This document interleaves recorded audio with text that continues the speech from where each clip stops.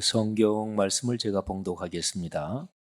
출애굽기 18장 17절부터 23절 거룩하신 하나님의 말씀입니다. 모세의 장인이 그에게 이르되 내가 하는 것이 옳지 못하도다. 너와 함께한 이 백성이 필경 기력이 쇠하리니 이 일이 내게 너무 중함이라. 내가 혼자 할 수 없으리라. 이제 내 말을 들으라. 내가 네게 방침을 가르치리니 하나님이 너와 함께 계실지로다. 너는 하나님 앞에서 그 백성을 위하여 그 사건들을 하나님께 가져오며 그들에게 율례와 법도를 가르쳐서 마땅히 갈 길과 할 일을 그들에게 보이고, 너는 또 온 백성 가운데서 능력 있는 사람들 곧 하나님을 두려워하며 진실하며 불의한 이익을 미워하는 자를 살펴서 백성 위에 세워 천부장과 백부장과 50부장과 10부장을 삼아 그들이 때를 따라 백성을 재판하게 하라. 큰 일은 모두 내게 가져갈 것이요 작은 일은 모두 그들이 스스로 재판할 것이니 그리하면 그들이 너와 함께 담당할 것인즉 일이 내게 쉬우리라.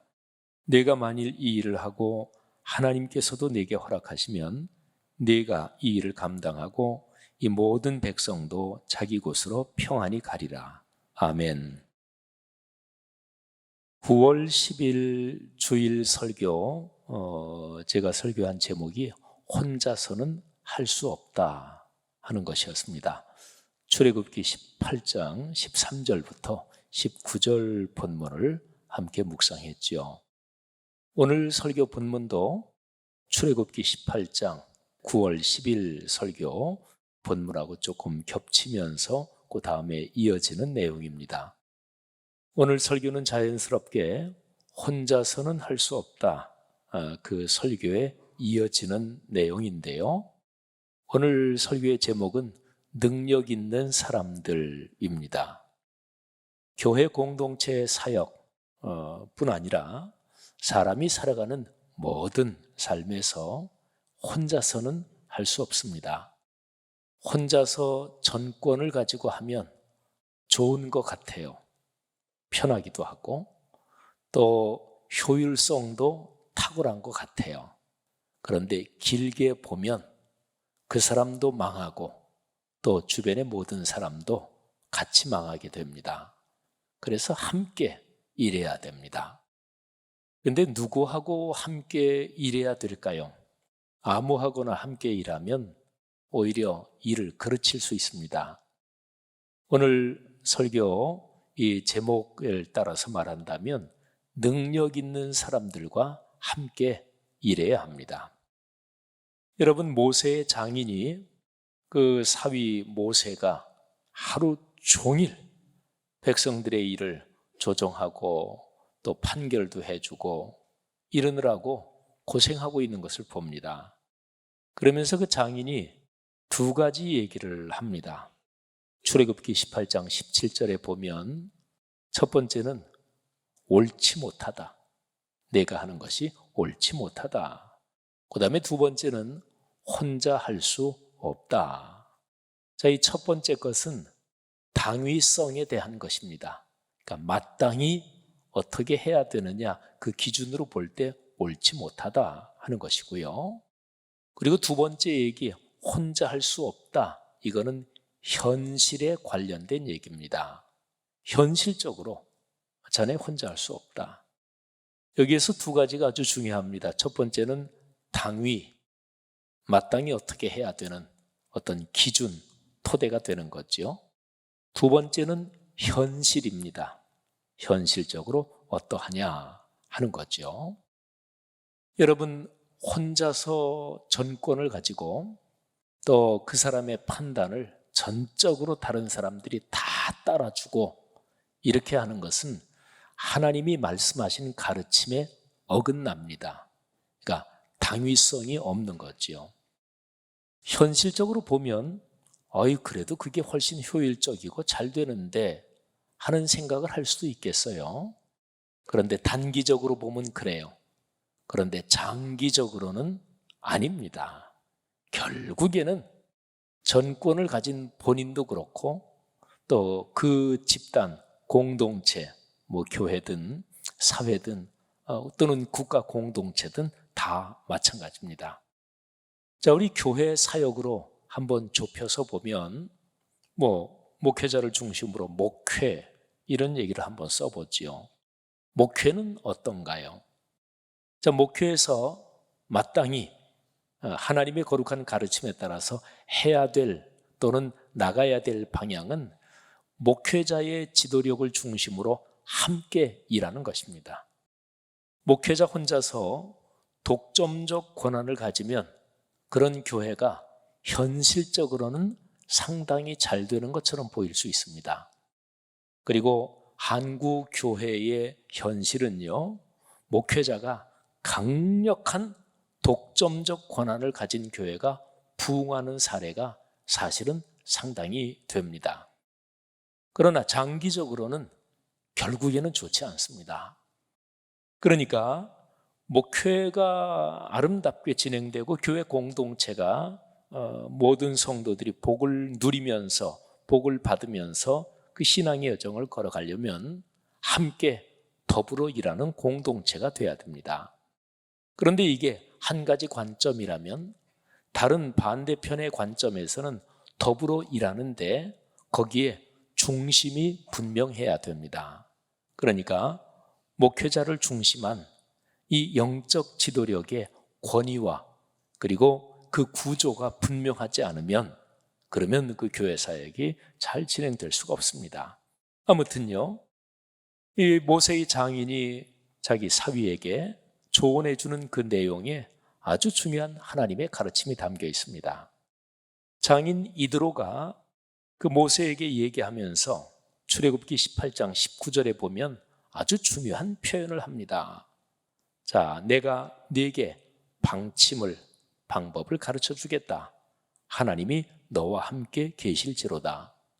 그러니까 이드로는 자신이 지금 하는 얘기가 하나님의 뜻이라고 나는 확신한다.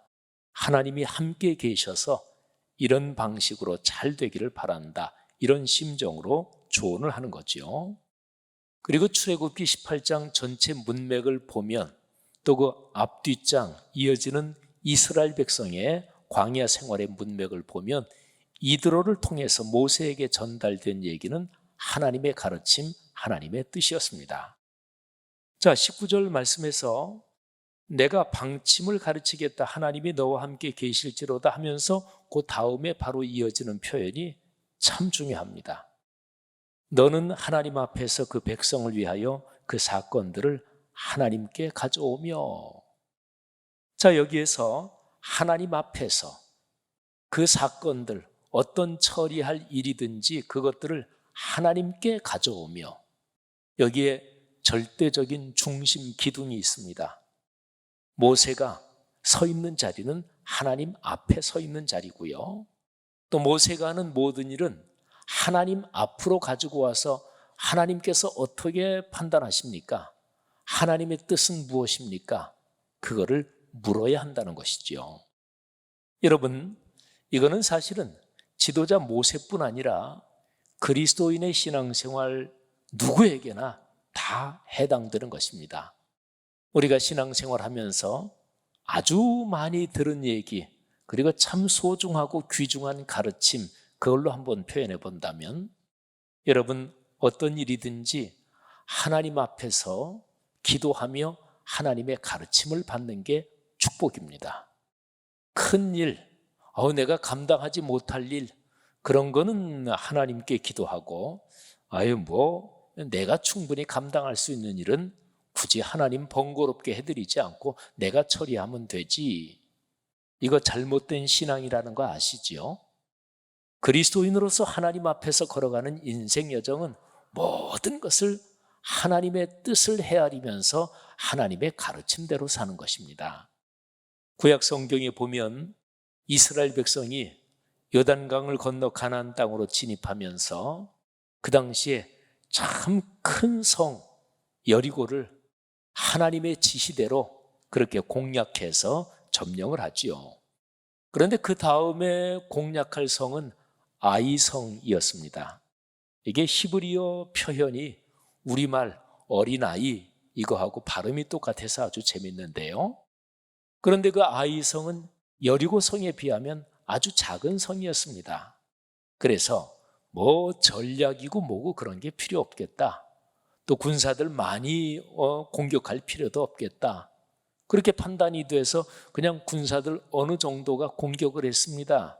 그런데 크게 패배했습니다. 이유는 한 가지입니다. 하나님께 묻지 않았습니다. 물론 여리고성 전투에서 아간이라는 사람이 하나님의 말씀을 어겼고 그게 백성 전체에게 징계가 된 그런 이유도 있었지만 더 결정적으로는 하나님께 묻지 않았습니다. 하나님께 만일에 진실하게 물었다면 하나님께서 아간의 범죄 미리 지적하셨을 것이고 그리고 아이성 공격에 실패하지 않았을 것입니다. 사랑하시는 여러분, 여러분과 제가 살아가는 모든 인생 여정에서 큰 일이든 작은 일이든 하나님께 가져오며 하나님 앞에서 묻고 기도하며 응답받는 그런 삶의 여정 되기를 주의 이름으로 축복합니다. 자, 하나님 앞에서 이게 절대 기준이에요. 사람은 살아가면서 누구나 다 인생에서 자기의 중심되는 제일 중요하게 여기는 그 한 가지가 다 있어요. 그거는 뭐 어떤 종교를 갖고 있든지 아니면 종교를 갖고 있지 않은 사람까지 포함해서 누구나 마찬가지지요. 그리스도인에게는 그 중심이 바로 살아계신 하나님인 거죠. 우리가 걸어가는 인생 여정 자체가 하나님 앞에서 걸어가는 것이고 그래서 크고 작은 모든 일을 기도로 하나님께 아뢰며 하나님의 가르침을 받는 게 그리스도인의 축복이지요. 자, 그 다음에 모세의 장인이 하나님 앞에서 하나님께 묻고 하나님의 가르침을 받으라 이거 외에 그 다음에 또 하나 아주 중요한 얘기를 합니다. 그 백성을 위해서 그렇게 하라. 이스라엘 백성 앞에 붙은 이 지시하는 단어가 중요합니다. 그 백성, 하나님의 백성을 뜻합니다. 특별히 교회 공동체에서 성도들 교회 신앙생활하는 여러분 한 사람 한 사람이 참으로 중요합니다. 그러니까 하나님께서는 교회 공동체를 생각할 때 교회의 조직, 제도 뭐 이런 것보다 그 교회에 소속되어 있는 교회 공동체의 한 사람 한 사람을 소중히 여기십니다. 교회가 가장 근본적인 목적은 무엇일까요? 그거는 교회 공동체의 성도들이 예수 그리스도를 닮아 거룩한 지경에 이르는 그리고 더 아름다워지고 복을 누리는 이게 사실은 목적입니다. 그리스도의 성품을 담는 것이지요. 그런데 종종 한국 교회에서 또는 뭐 교회 역사에서 제일 높은 목표를 교회가 커져야 된다. 교회가 교세가 성장해야 된다. 이거를 제일 높은 목적에 놓고 그리고 성도들을 이 교회 성장의 목표를 달성하기 위해서 그 수단으로 활용하고 글로 몰아가는 이런 거는 교회 역사에서 특히나 한국 교회에서 많이 있는 일이었습니다. 잘못이지요. 여러분 한 사람 한 사람 여러분이 바로 교회고 그리고 하나님은 여러분이 행복하고 그리스도를 닮아 복을 누리기를 원하고 계십니다. 모세의 장인 이드로는 그 점을 아주 명확하게 하는 거지요. 하나님 앞에서 모든 일들을 하나님께 가져오며 그리고 이 백성이 하나님의 백성답게 행복하도록 그렇게 사역해야 한다고 가르치는 거지요. 사랑하시는 여러분, 교회 공동체에 관한 이런 아주 중요한 관점이 여러분과 저 우리 공동체에 더욱더 분명해지기를 주님의 이름으로 권면합니다. 자, 그 다음에 이어지는 구절에 아주 중요한 내용이 나옵니다. 이드로가 모세한테 이렇게 얘기하지요. 하나님 앞에서 하나님께 모든 일을 가져와서 그 백성을 위해서 일해서 그래서 그들에게 율례와 법도를 가르쳐서 마땅히 갈 길과 할 일을 그들에게 보이고. 자, 방향이 어디입니까? 율례와 법도 하나님의 말씀을 가르치고 그래서 말씀의 길에 순종해서 마땅히 갈 길로 방향을 정하고 그리고 마땅히 지금 할 일을 하고. 또 너무나 멋있는 표현 아닙니까? 또 아주 분명하잖아요. 여러분 삶에는 큰 방향을 어떻게 잡느냐, 이것이 대단히 중요하지요. 일을 빨리 처리하고 얼마나 많은 업적과 성과를 내느냐. 그런데 방향이 잘못되면 열심히 할수록 일을 더 그르칩니다. 방향이 잘못되면 빨리 갈수록 나중에 거기에서 돌아오는데도 시간이 걸리고 그리고 에너지도 많이 소모됩니다. 방향이 중요합니다. 이드로는 모세에게 하나님의 율법, 율례와 법도 하나님의 말씀을 가르쳐서 그 방향으로 잡고 마땅히 갈 길을 보여주는 게 중요하다. 그래야 지금 그 방향으로 가는데 할 일이 무엇인지 분명해진다. 이렇게 메시지를 전달하는 거지요. 여러분, 오늘 여기 출애굽기 18장 20절에 있는 이 표현이 우리 교회 공동체에 더욱 중심에 자리 잡기를 간절히 바랍니다. 자, 21절에 제가 설교 제목으로 잡은 표현이 들어 있습니다. 자, 구체적인 방법을 이렇게 얘기합니다. 너는 또 온 백성 가운데서 능력 있는 사람들, 누가 능력이 있는지 이 사람들을 잘 살펴서 이 사람들을 백성들 위에 세워라. 그리고 천부장, 백부장, 그리고 50부장, 10부장을 삼아서 이 백성을 이끌어 가라 하고 얘기합니다. 자, 능력 있는 사람들을 세워야 합니다. 여러분, 근데 이 표현을 들으면 어떤 생각이 드십니까? 능력 있는 사람. 일반적으로 우리 사회에서 또는 인간 사회에서 능력 있는 사람, 그러면 얼른 머리에 떠오르는 게 사람마다 다르긴 하겠지만 공통 분모가 있죠. 사람이 살아가는데 재력이 중요하니까 누가 능력 있다 그럴 때 재력에 능력이 있고 또 자기가 맡은 그 분야에서 전문적인 식견이 있고 또는 학식도 많고 또는 사람을 많이 알아서 중요한 인간관계 연줄의 능력도 있고 등등 그런 게 얼른 머리에 떠오르잖아요. 그러면 여기에 출애굽기에서 능력 있는 사람을 잘 살펴서 세워라 할 때 그 구체적인 내용이 무엇일까요? 21절에 보면 능력 있는 사람들 하고서 곧이라는 말로 연결이 됩니다. 그러니까 능력 있는 사람들을 구체적으로 설명하자면 이렇다. 이렇게 문맥이 이어지는 거죠. 자, 세 가지입니다. 하나님을 두려워하며 진실하며 불의한 이익을 미워하는 자.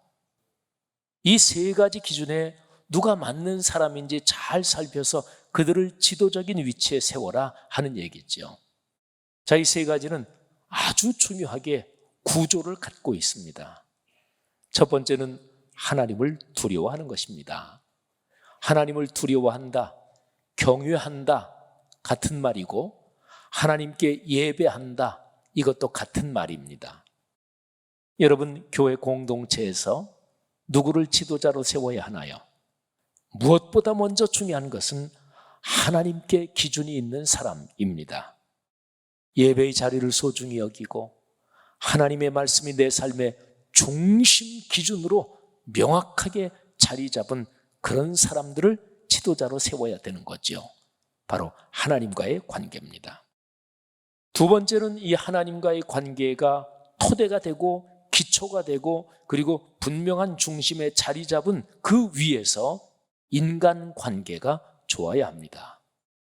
지도자로 세울 사람을 유별나게 성격이 모난 사람을 세우면 안 됩니다. 매사에 부정적인 사람을 세우면 안 됩니다. 여러 사람이 회의할 때나 어떤 일을 같이 할 때 자기 주장을 아주 강하게 내세우고 다른 사람 얘기 귀 기울이지 않는 사람을 세우면 안 됩니다. 오늘 여기 말씀에서는 그 모든 것을 다 모아서 진실하며 이렇게 표현을 했습니다. 대인관계에서 최악의 상황은 다른 사람이 누구를 생각할 때 그 사람 말 못 믿어. 그 믿을 사람 아니야. 이게 최악이죠. 그러니까 인간관계에서 다른 사람에게 인정받고 원만하고 다른 사람에게 지지를 받고 여기에서 제일 중요한 거 한 가지만 딱 꼽아라. 그렇다면 그거를 그분 진실해. 누가 어떤 얘기를 하는데 이거 누가 이런 얘기를 하대. 아우 그 사람 얘기야. 그러면 그건 무조건 믿어도 돼. 그 사람은 진짜 신뢰할 만한 분이야. 이게 진실하며 바로 인간관계를 말한 것입니다. 자, 그러면 두 가지, 하나님과의 관계가 분명하고 그 기준이 확실하고 그 토대 위에서 인간관계에서 사람들에게 인정을 받고 사람을 배려하고 진실성이 입증된 사람. 자, 근데 여기에 또 한 가지가 더 붙어요. 불의한 이익을 미워하는 자. 여러분, 사실은 이 세 번째 불의한 이익, 불의한 재물, 말하자면 정직하지 못한 이윤, 이거를 미워하는 자 이렇게 표현했잖아요. 근데 이거는 사실은 첫 번째에 이미 들어있고 두 번째에 이미 들어있습니다. 우리 그리스도인이 교회 사역을 할 때나 아니면 일반 사회에서 직장 생활 또는 사업을 하거나 세상 살아가면서 나는 하나님 앞에서 산다, 이런 사람이 불의한 이익을 탐할 수가 없겠죠. 또 사람들과의 관계에서 진실하고 정직하게 남을 배려하고 이렇게 살아가는 사람이 불의한 이익을 탐하고 그런 거를 만들고 이러지 않을 거 아니겠어요. 그런데 왜 이거를 여기에 유별나게 하나를 뽑아서 세 번째 항목에 넣었을까요? 여러분, 어떤 사람이 하나님을 두려워할까? 구체적으로 뭘 보면 알까? 사람과의 관계에서 어떤 사람이 진실하고 정직하고 인정받는 사람일까? 구체적으로 뭘 보면 알까? 그걸 보는, 검증하는 아주 간단한 게 적어도 한 두세 가지 정도 간단한 게 있습니다. 그 중에 하나가 돈 문제입니다. 어떤 사람이 불의한 이익을 탐하는 자, 불의한 이익을 취하려고 이런저런 방법을 쓰는 사람, 그거는 하나님 경외하지 않는 것입니다. 그리고 인간관계에서 진실하지 않은 것입니다. 성도 여러분, 이거는 참으로 중요한 문제예요. 우리 사람이 살아가면서 재물, 물질이 없이는 살아갈 수 없잖아요. 고래로부터 인간 역사의 모든 부정적인 것은 사실은 돈 문제와 연관해서 발생하는 경우가 사실은 대다수입니다. 신약 성경으로 잠깐 넘어가 볼까요? 예수 그리스도께서 부활 승천하시고 성령이 오신 뒤에 초기 교회가 드디어 시작됐지요. 가장 최초의 교회가 예루살렘 교회입니다. 그런데 예루살렘 교회에 문제가 발생합니다. 재정 문제였습니다. 사도행전 6장에 기록된 이 사건은 재정 횡령까지는 아니에요. 근데 교회 재정을 과부, 고아들, 어려운 사람들을 구제하는 데 많이 썼거든요. 그런데 재정을 담당하는 사람들이 나랑 가깝다고 그런 과부들을 더 많이 도왔고, 진짜로 힘든 과부들이 있었는데 나랑 별로 가깝지 않았다고 구제 명단에서 탈락시키고 그랬단 말이죠. 돈 문제가 발생한 거잖아요. 이걸 어떻게 해결합니까? 사도행전 6장 3절에 보면 베드로를 비롯한 사도들이 이런 사람을 뽑아서 재정을 담당시킨다 하고 얘기를 합니다. 자, 그 내용이 이렇습니다. 형제들아, 너희 가운데서 성령과 지혜가 충만하여 칭찬받는 사람 7을 택하라. 여기 두 가지 기준이 나옵니다. 첫째, 성령과 지혜가 충만한 사람. 이거는 하나님과의 관계를 말합니다. 두 번째, 칭찬받는 사람. 이거는 인간, 주변 사람들과의 관계를 말합니다. 그리고 여기 사도행전 6장에는 돈 문제에서 정직하고 신실하고 특별히 공금, 내 개인 돈이야 뭐 다 자기 마음대로 하면 기본적으로 되는 거지만 공금은 무서운 거잖아요. 공짜가 들어가면 이거는 두려워할 줄 알아야 되잖아요. 공을 두려워하지 않고 공을 사로 바꾸는 사람들, 하나님이 이런 사람들을 미워하시고 심판하십니다. 교회 공동체뿐 아니라 일반 사회 국가 공동체 전부 다 마찬가지입니다. 그런데 이 사도행전 6장 3절에서 공적인 교회 재정, 하나님의 재정을 자기 개인적인 친소관계, 이거에 따라 사용했단 말이죠. 그에 따라 집행했단 말이죠. 그러니까 하나님을 두려워하고 성령과 지혜가 충만한 사람, 그리고 인간관계에서 존경받고 신뢰받고 칭찬받는 사람, 그런 사람을 택해서 재정 문제를 공정하게 집행을 한 거예요. 그러니까 사도행전 6장 이 사건에서는 재정 문제, 거기에서 정직하고 진실한 사람, 불의한 이익을 미워하는 자, 이 기준이 이미 포함이 되어 있는 거죠.